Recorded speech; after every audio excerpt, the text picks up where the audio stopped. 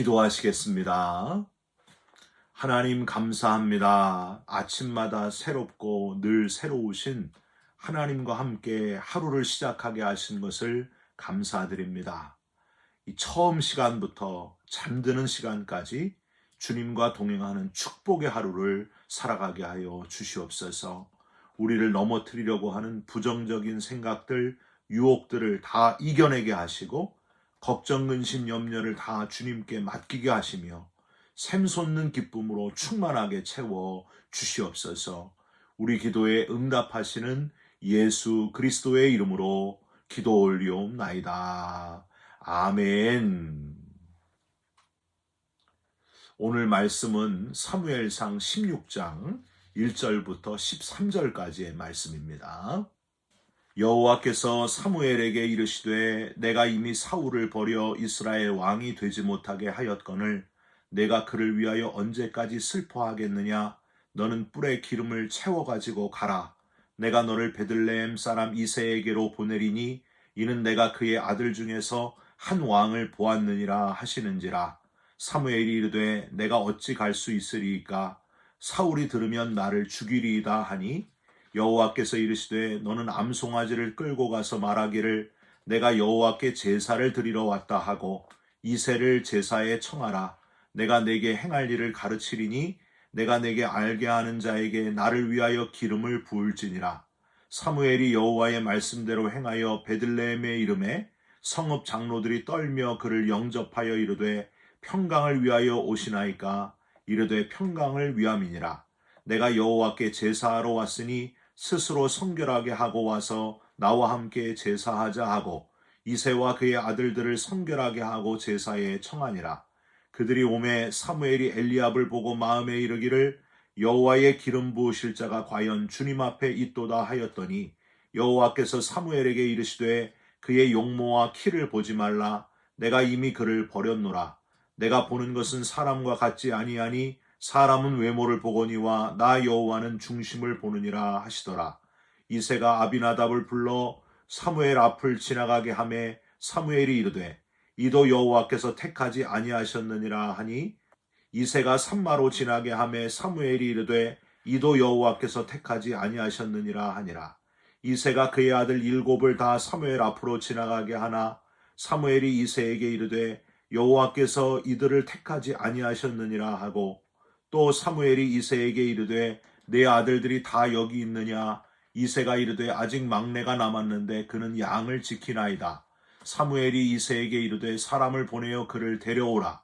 그가 여기 오기까지는 우리가 식사자리에 앉지 아니하겠노라. 이에 사람을 보내어 그를 데려오매 그의 빛이 붉고 눈이 빼어나고 얼굴이 아름답더라.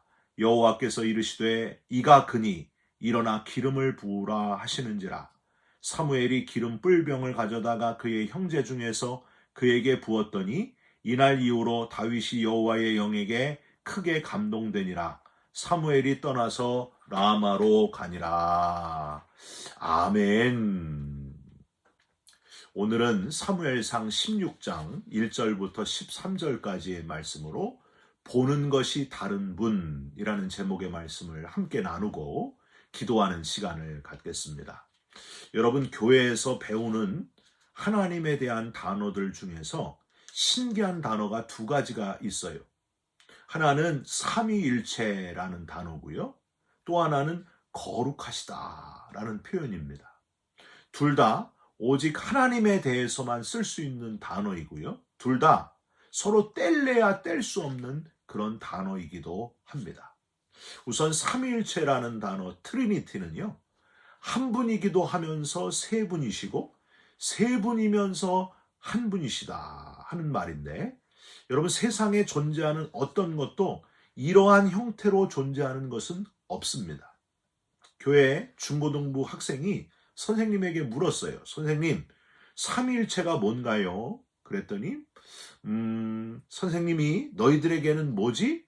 선생님이시죠. 그런데 선생님 남편에게는 뭘까? 여보 혹은 자기야 라고 불리지 않니?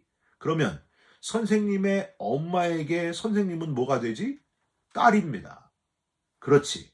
선생님은 하나인데 셋으로 선생님, 여보, 딸 이렇게 셋으로 불리는 것처럼 하나님도 구약에는 하나님, 신약에서는 예수님, 예수님이 부활한 다음에는 성령님으로 불리우셔. 이걸 삼위일체라고 한단다. 다 이해가 되지? 여러분, 이 설명이 맞는 설명일까요? 맞지 않는 설명일까요? 맞지 않는 설명입니다. 잘 하셨는데, 설명을 한다고 잘 하셨는데, 예로 들은 그 선생님은 셋으로 불릴 뿐이지, 진짜 셋은 아닌 거예요. 여전히 한 명입니다. 삼위일체는 그게 아니라는 거예요. 셋으로 불리는 게 아니라 정말 셋이고 또 하나인 존재가 바로 삼위일체입니다. 역사 속에서 삼위일체를 그림으로 표현하려고 하는 화가들의 노력이 있었습니다. 한번 그림 보실까요? 첫 번째 그림 보십시오. 두 번째 그림도 한번 보세요. 또 세 번째 그림도 한번 보세요. 하나인데 셋으로 존재하시는 하나님을 표현하기 위한 그 노력들이 보입니까, 여러분? 마지막 그림이 그래도 삼위일체 하나님을 가장 잘 표현한 그림이라고 평가되는데 안드레이 루블리오프의 16세기 이콘 목판 템페라입니다. 하나님이 아브라함에게 나타나서 아브라함이 세 사람 또는 천사들을 대접한 창세기 18장 1화를 삼위일체의 예표로서 이해하고 그린 그림이 바로 이 그림입니다. 이 그림을 보면은요, 중간에 성자 예수님이 두 손가락을 뻗고 있는 것을 보게 되는데 이게 바로 신성과 인성을 의미합니다. 또 중간 성자의 눈이 맨 왼쪽의 인물을 향하고 있잖아요. 그러므로 이 맨 왼쪽의 인물이 하나님 성부이시다 하는 걸 우리는 알 수 있습니다. 가장 오른쪽에 있는 인물이 바로 성령인데 바라보는 시선이 가운데에 잔에 주목하고 있습니다. 잔에 담겨 있는 것은 양곡인데 성도들의 희생을 의미하고요. 이 테이블은 제단이고 순교자를 의미합니다. 여러분 이해가 되십니까? 그런데 저는 아무리 그림으로 표현하려고 해도 셋으로만 느껴질 뿐, 이 그림에서도 셋으로 느껴질 뿐 하나로 보이지는 않습니다. 셋이 하나고 하나가 셋인 걸 그림으로 표현하기는 도저히 불가능하다는 사실이에요.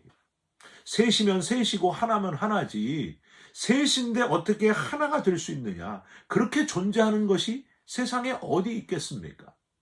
그래서 하나님은 세상의 여러 다른 종교들처럼 우리 인간이 만든 충분히 이해가 되는 어떤 종교적인 대상이 아니라고 하는 거예요.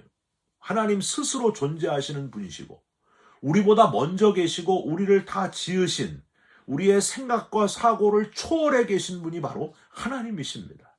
이 신비한 하나님의 존재하심을 삼위일체에서 함께 느끼면서 우리의 유한함을 인정하는 저와 여러분이 됐으면 좋겠습니다. 또 다른 단어, 거룩이라는 단어, 히브리어로는 카도시라고 하고요. 헬라어로는 하기오스라고 하는 이 단어는 이사야 6장에 이사야가 선지자로 부름을 받을 때에 나오고요. 우리가 매일 새벽 예배 때마다 계속 외우는 주님 가르쳐 주신 주기도문에 나옵니다. 주기도문에서 첫 번째 나오는 문장 뭐예요? 하늘에 계신 우리 아버지여 이름이 거룩히 여김을 받으시오며 이게 하기오스예요. 이 구절에서 하나님이 거룩하시다라는 말은 하나님은 우리와 다르시다라는 표현입니다. 그래서 하나님의 이름을 거룩하게 여긴다는 것은요, 하나님이 피조물과 얼마나 다른 분인지를 안다 하는 뜻이고 그분의 위엄과 영광에 합당하게 그분을 대한다. 모든 영광을 하나님께 돌린다.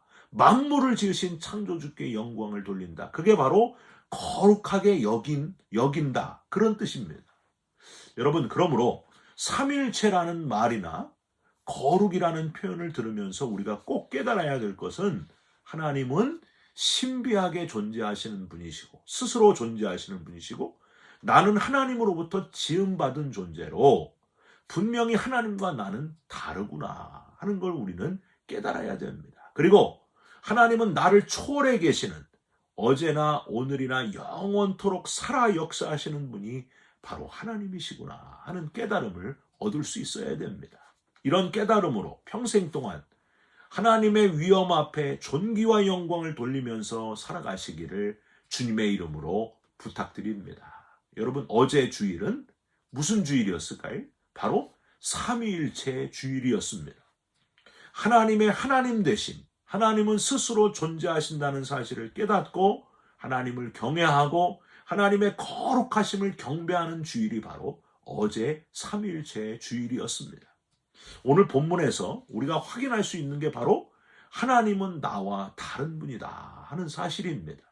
내 생각과 다르고 내가 판단하는 것과 다르고 내가 보는 것과 다르신 분이 바로 우리 하나님 아버지라는 사실. 그래서 하나님은 이사야 선지자의 입을 통해서 하나님 자신을 이렇게 표현했습니다. 이사야 55장 8절에서 9절이에요. 이는 내 생각이 너희의 생각과 다르며 내 길은 너희의 길과 다름이니라. 이는 하늘이 땅보다 높음같이 내 길은 너희의 길보다 높으며 내 생각은 너희의 생각보다 높음이니라. 아멘 아닙니까?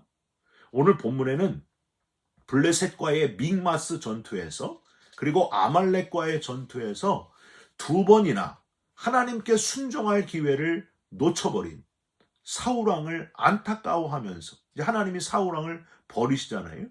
그래서 슬퍼하고 있는 그 사무엘 선지자에게 하나님이 말씀을 하시는데 하나님의 그 음성 가운데 우리와 너무나 다르신 것을 우리는 발견하게 됩니다. 1절을 한번 보세요. 여호와께서 사무엘에게 이르시되 내가 이미 사울을 버려 이스라엘 왕이 되지 못하게 하였거늘 내가 그를 위하여 언제까지 슬퍼하겠느냐. 너는 뿔에 기름을 채워가지고 가라. 내가 너를 베들레헴 사람 이새에게로 보내리니 이는 내가 그의 아들 중에서 한 왕을 보았느니라 하시는지라. 여기서 하나님이 우리와 어떻게 다르신지를 확연하게 발견할 수 있습니다. 첫 번째, 하나님은 우리 인간처럼 사사로운 감정에 연연하시는 분이 아니시고 공의로우신 분이시고 하나님의 사람을 찾으시고 그를 통해 일하시는 분이시다 하는 사실입니다. 유명한 공의의 선지자, 뽕나무 재배자, 목자 출신의 아모스를 북이스라엘에서 진리를 외치는 자로 삼으시는 하나님, 아모스의 입을 통해서 하나님의 특징을 드러내십니다. 우리가 잘 아는 구절 아모스서 5장 24절 한번 보세요. 오직 정의를 물같이 공의를 마르지 않는 강같이 흐르게 할지어다. 여러분 무슨 표현입니까? 하나님은 가장 공의로우신 분이시다. 의로우신 분이시다. 온 천지에 하나님의 공의가 흘러간다는 표현입니다. 사람은 인맥에 연연하고 혈연, 지연, 학연에 의해서 드러내는 죄도 감추려고 하고 객관적이 되지 못하고 편협적이고 불공평하게 되기 쉬운 존재인데 반해 하나님은 그런 사사로운 분이 아니시다. 편협적인 분이 아니시다. 그런 표현입니다. 여러분 2002년도에 우리나라 월드컵 때 4강, 월드컵 4강까지 오르게 한 주인공이 누구예요? 축구 감독 거스 히딩크였습니다. 그가 잘한 게 바로 선수를 기용할 때에 이런 사적인 혈연, 지연, 줄과 백에 연연하지 않았다는 거예요. 하나님 같았다는 거예요. 소치 올림픽 여왕, 피겨 여왕, 김연아의 판정이 문제가 된 것을 여러분이 기억하십니까? 러시아의 백이 든든한 소트니코바가 금메달을 적절치 못한 판정으로 가져가고 말았습니다. 김연아 씨는 은메달에 그치고 말았습니다. 이거 역시 사사로운 인간의 줄과 백 때문이었습니다. 여러분 스포츠계만 이렇게 편파적일까요? 아니라는 거예요. 사회 모든 분야가 특별히 우리 한국은 학연, 지연, 혈연에 얽히고 설켜 있습니다. 사람은 다 누구나 이렇게 인맥의 사사로운 감정에 흔들리고 치우치고 편파적이 된다는 것을 우리는 인정해야 됩니다. 여러분 맞아요? 안 맞아요? 맞잖아요. 지난 페퍼다인 대학교 전교인 수련회 때 보니까요. 우리 교회 목회자들이 정말 최고더라고요. 최고의 드림팀이 이런 드림팀이 없는 것 같아요. 정 목사님, 김 전도사님만큼 아주 최고로 자기 분야에 잘하시는 분이 없다. 그런 생각이 들었습니다. 정 목사님은 찬송 인도를 너무 잘하시는 뜨거운 찬양 인도자고요. 그리고 중고등부 청년부에 이것보다 더 최적의 전도사님이 없잖아요. 김재왕 전도사님. 아동부 전도사님은 조금 부족한 점이 있지만은 열심히 하시고요.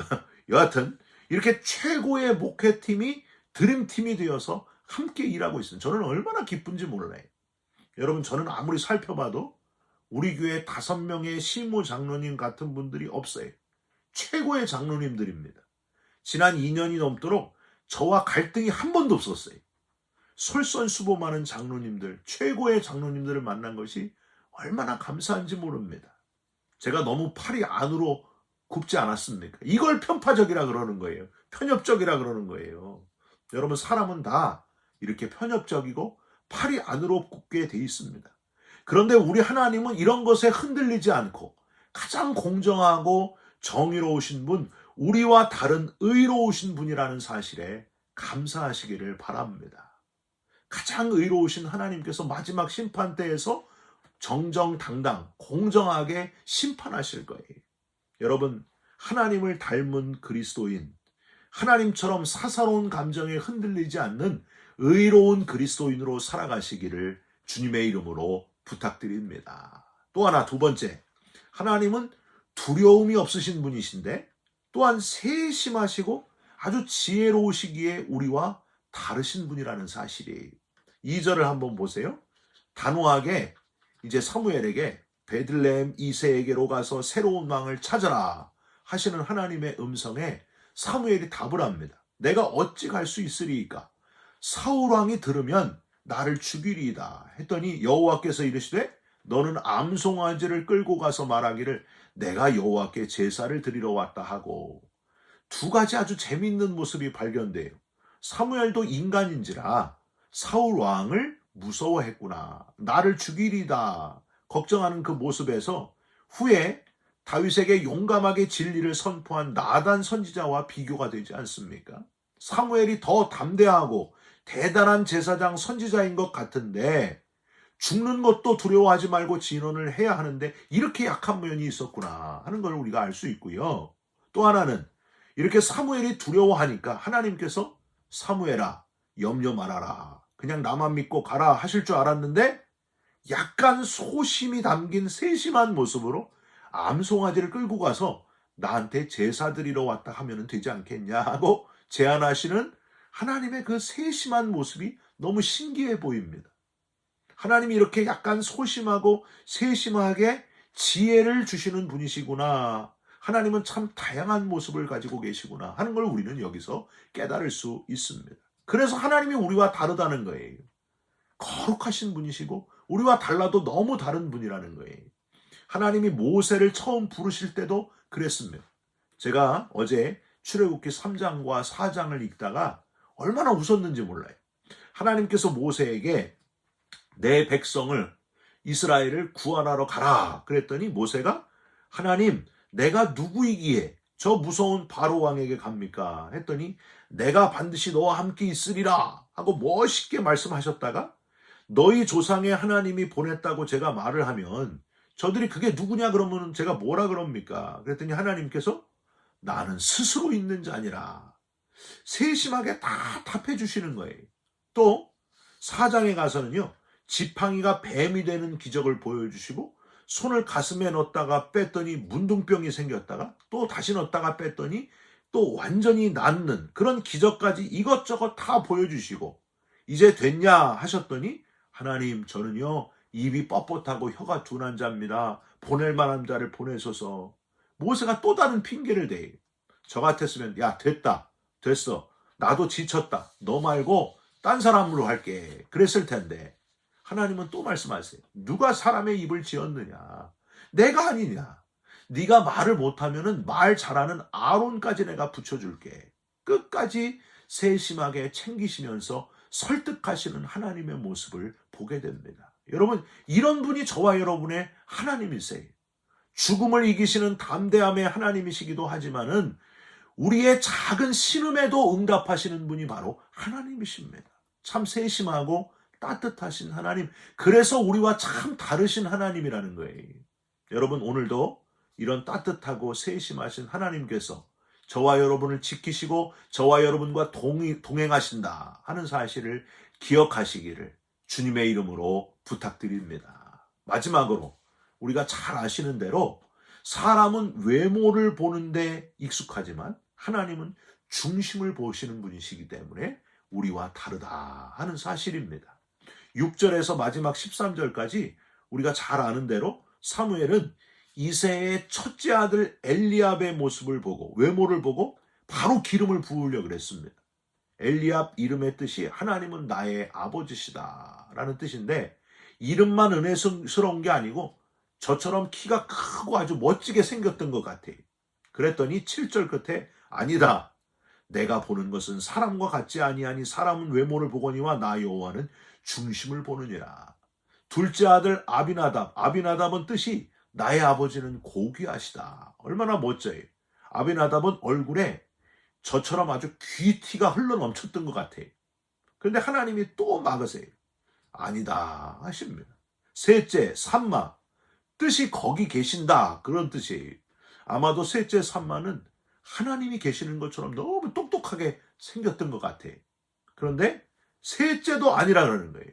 넷째, 다섯째, 여섯째, 일곱째까지 다 보여주고 마지막 여덟째 12절 한번 보세요. 양치는 막내를 오게 했더니 12절 그의 빛이 붉고, 즉 얼굴이 붉은 거는 뭘까요? 자기에게 맡겨진 일, 양치는 일에 햇빛 쏘이는 데서 열심히 양치는 일을 했더니 얼굴이 붉은 거예요. 붉게 그을릴 정도로 자기 일에 최선을 다하고 있는 성실한 다윗을 택해서 기름을 부어 이스라엘의 두 번째 왕으로 세우시는 하나님. 보는 것이 다르신 하나님. 마지막 13절 여호와의 영에게 크게 감동되어 하나님의 영적인 지도자로 이스라엘 왕들 가운데 가장 크게 존경받는 왕으로 하나님께 쓰임받았던 다윗. 여러분, 우리가 할 일이 뭘까요? 점점 외모, 중심주의가 돼가는 이 시대의 기준을 따르지 말고 중심을 보시는 하나님처럼 내 중심이 하나님을 향해 있는가 하고 자기 자신을 돌보는 일을 우리가 해야 된다는 거예요. 만약에 하나님께서 중심을 보시지 않고 외모를 보시고 판단하시는 분이었다면요, 하나님은 이 땅에 독생자를 보내주시지 않았을 겁니다. 십자가에서 죽게 하시지도 않았을 거예요. 우리의 외모, 겉에는 괜찮아 보여도 속에는 온갖 죄성으로 가득한 우리에게 무슨 자격이 있다고 하나뿐인 아들을, 독생자를 우리를 위해서 주시고 십자가에서 대신 죽게 하셨겠습니까? 하나님의 전적인 은혜라고 밖에는, 중심을 보시는 하나님의 은혜라고 밖에는 우리가 표현할 길이 없습니다. 사랑하는 성도 여러분, 우리 중심에 이 받은 은혜를 기억하면서 감사하는 마음으로 뜨거워지시고 십자가의 은혜로 보혈에 대한 감사로 마음이 뜨거워지셔서 우리의 중심을 하나님께 드리면서 살아가시기를, 하나님께 집중하면서 살아가시기를, 중심을 보시는 하나님께 집중하면서 살아가시기를 주님의 이름으로 축원드립니다. 기도하겠습니다. 하나님, 우리와 다르신 분인 걸 깨닫고 감사드립니다. 사사로운 감정에 흔들리는 분이 아니시고 편견이 없으신 분이시고 두려움이 없으신 분이시고 세심하게 지혜와 사랑을 베푸신 분이며 중심을 보시는 하나님이시기에 감사드립니다. 하나님을 닮는 우리 모두가 되게 하여 주시옵소서. 오늘 하루 하나님께 집중하며 살아가게 하여 주시옵소서. 예수 그리스도의 이름으로 기도 올리옵나이다. 아멘. 하늘에 계신 우리 아버지여, 이름이 거룩히 여김을 받으시오며 나라가 임하시오며 뜻이 하늘에서 이룬 것 같이 땅에서도 이루어지이다. 오늘 우리에게 일용할 양식을 주옵시고 우리가 우리에게 죄진 자를 사하여 준 것 같이 우리 죄를 사하여 주옵시고 우리를 시험에 들게 하지 마옵시고 다만 악에서 구하옵소서. 나라와 권세와 영광이 아버지께 영원히 있사옵나이다. 아멘. 사랑하는 성도 여러분, 우리와 다르게 존재하시고 삼위일체로 존재하시고 우리와 다르게 거룩하신 분, 그분을 의지하고 승리하는 삶을 살아가시기를 주님의 이름으로 축원드립니다. 하나님께 집중하시기를 주님의 이름으로 부탁드립니다. 여러분 사랑합니다. 축복합니다. 감사합니다.